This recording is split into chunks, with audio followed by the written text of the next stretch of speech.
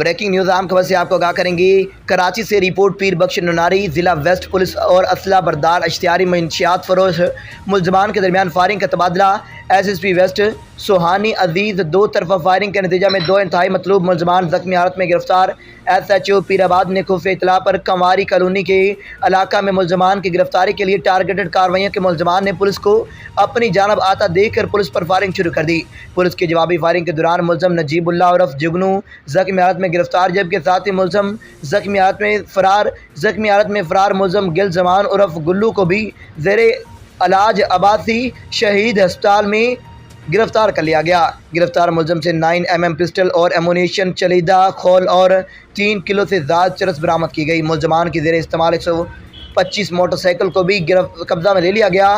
گرفتار ملزم نجیب اللہ عرف جگنو تھانہ پیر آباد کے بہت سارے مقدمات میں مفرور اور مطلوب تھا۔ ملزمان اسلحہ کی نمائش کر کے علاقہ مکین کو زد و کوب بھی کرتے تھے۔